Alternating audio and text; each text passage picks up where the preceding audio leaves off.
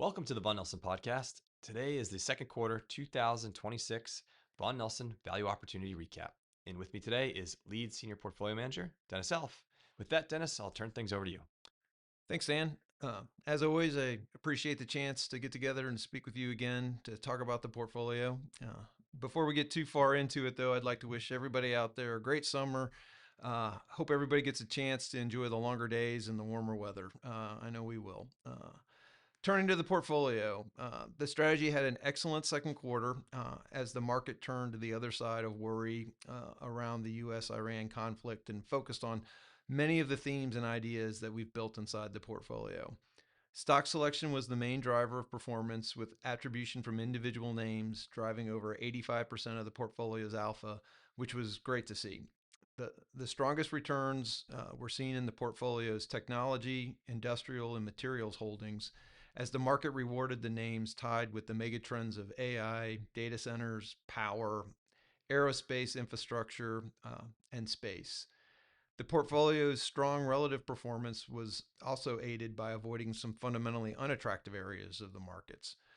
Staples, real estate, insurance, software, and consumer services all underperformed the market.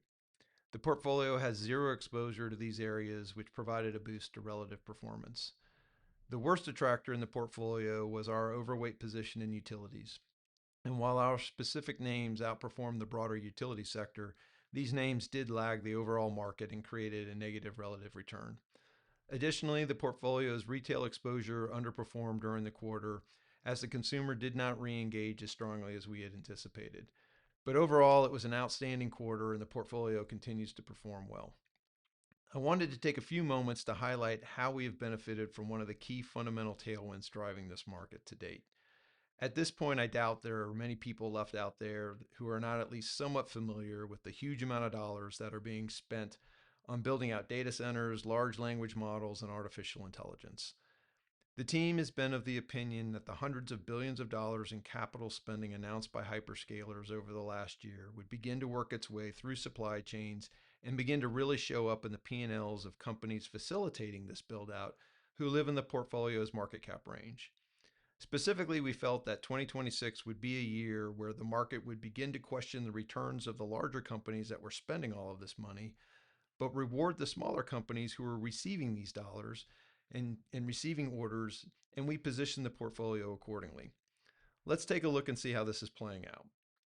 Prior to 2026, the larger companies making up the Magnificent Seven drove the market higher and higher. These companies were leading the AI charge and saw their stock prices climb with every decision to spend more and more on AI development. 2026 was the year that we really began to see these dollars getting put to work. How did the market respond in 2Q to this dynamic? Let's take a look at each of the Magnificent Seven stocks in Q2 and see how they did compared to a lower capitalization name held in the portfolio who was on the receiving end of much of their announced spending.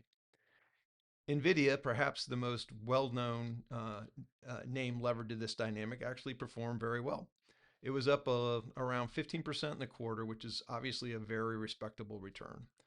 However, our portfolio owns a smaller semiconductor name who makes products that help regulate power usage inside data centers. It was up over 26%, easily surpassing NVIDIA in the quarter. Google was the best performing of the Magnificent Seven names in the quarter, up over 24%, a great return. The portfolio holds names which design and sell liquid cooling systems that are being specced into Google data centers. These names were up over 36%, again outperforming their larger cap proxy. Amazon, another of the Mag 7, was up 14% in Q2, also very respectable. The portfolio owns a smaller semiconductor company which is helping Amazon design and build its own GPUs. Our company was up over an incredible 200% in the quarter. Microsoft was up only 1% as it announced that it would build its own power sources to fuel its data centers. Our proxy company, which helped engineer and construct natural gas power plants, was up over 47% in the quarter. Tesla was up 13% in the quarter as it moved forward with its goal of bringing humanoids to the market and pursue its ambition of becoming a physical AI leader. Our company, who is a supplier of gears to robotic humanoids, was up over 28%. Meta was down 1% and is down 14% year to date. They've announced construction of a data center in the Midwest, and they've actually contracted with the local utility for a new power agreement, which which is a company that's owned by the portfolio. Our utility company was up over 6% in the quarter and is up over 21% year to date. And finally, there's Apple, which was up 14% in the quarter.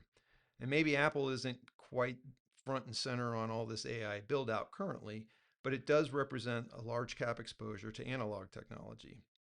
The portfolio's company, which is levered to the same analog themes, was up an impressive 27%. The point I'm trying to make is that we are clearly starting to see the trickle down effect of the AI spending into the smaller companies in the market, and those stocks are really beginning to see outsized returns.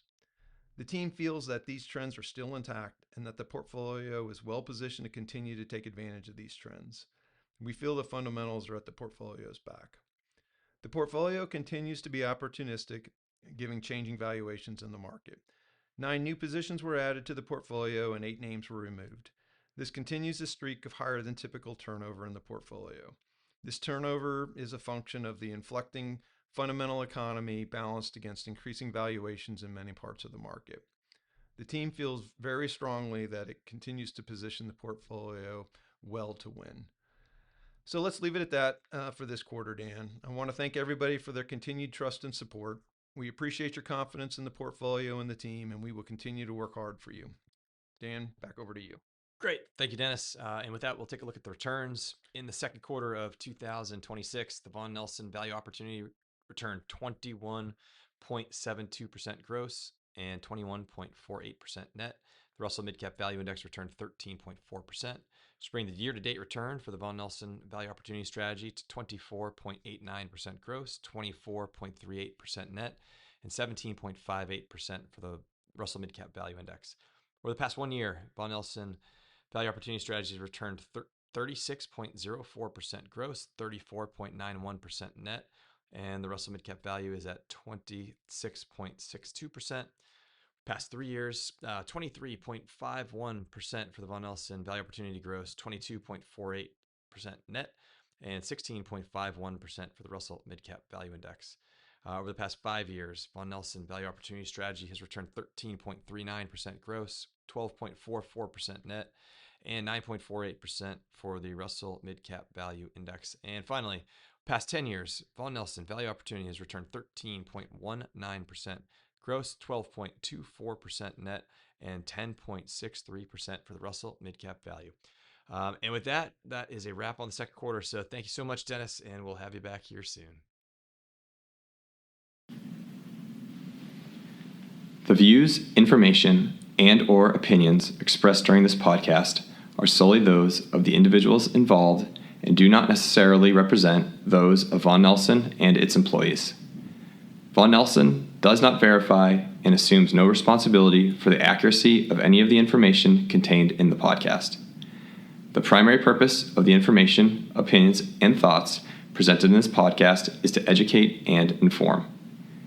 This podcast, or any podcast in the series, does not constitute professional investment advice or services, and any reliance on the information provided is done at your own risk. Past performance is not an indication of future performance. By accessing this podcast, you acknowledge that the entire contents of this podcast are the property of Vaughan Nelson or used by Vaughan Nelson with permission and are protected under U.S. copyright and trademark laws. Securities discussed within this podcast may be held in the Vaughan Nelson strategies.